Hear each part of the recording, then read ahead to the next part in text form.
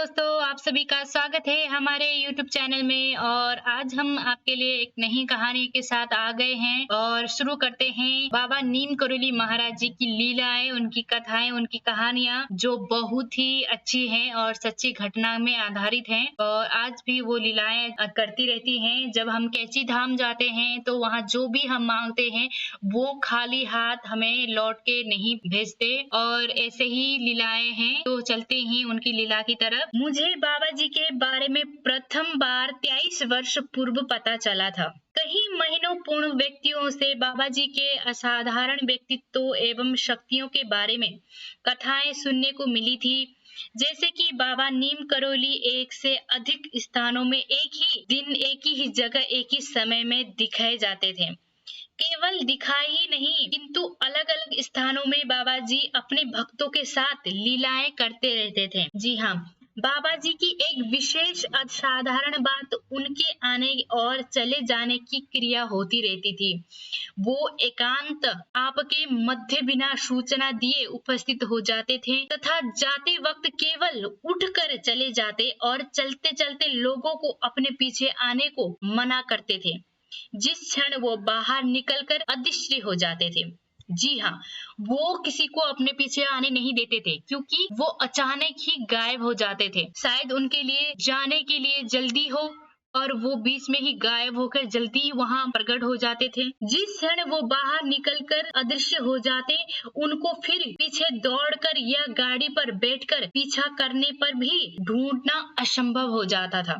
केवल 100 गज दूर चले जाने के बाद ही सड़क मोड़ पर वो अदृश्य हो जाते थे।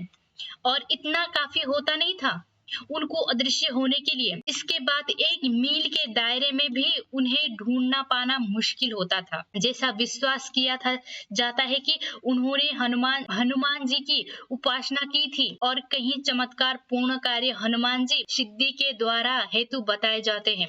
कुछ भक्त यहाँ तक कहते हैं कि बाबा जी ने आकाश तत्व पर भी अधिकार प्राप्त कर लिया है और वो कहीं पर भी, किसी स्थान में भी पलट झपक कर अपनी इच्छा अनुसार प्रकट हो जाते हैं। साथ में उनकी प्रसिद्धि किसी भी सांसारिक वस्तुओं से निलिप्त होने के कारण भी थी।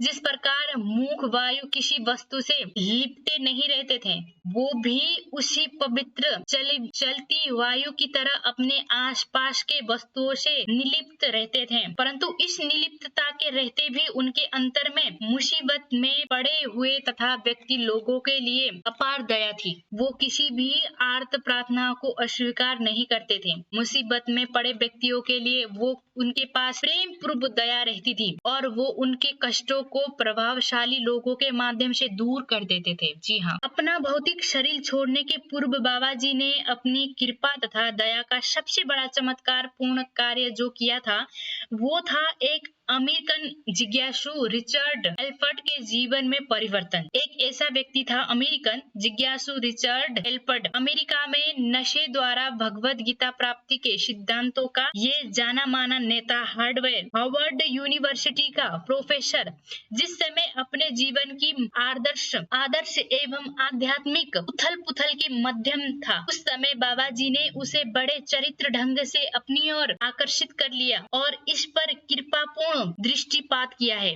इसी प्रथम दर्शन और इसी कृपा ने उनकी व्यथित आत्मा में एक चमत्कारी परिवर्तन किया और शीघ्र ही वो बाबा रामदास नाम से अपने शिष्यों के बीच एक आध्यात्मिक शिक्षक के रूप में उभर गए। ये हृदयग्राही कथा रामदास ने स्वयं अपनी पुस्तक बी हेयर नाउ में वर्णन किया है। ये पुस्तक बहुत ही रुचिकर एवं चित्ताकर्षक अभिलेख है, जिसमें बाबा नीम करोली जी महाराज जी के चमत्कार तथा आश्चर्यजनक व्यक्तित्व की झलकियां मिलती है। तो एक प्रोफेसर को भी उन्होंने सुधार दिया और इसी के आधार में बुक भी लिखी गई है।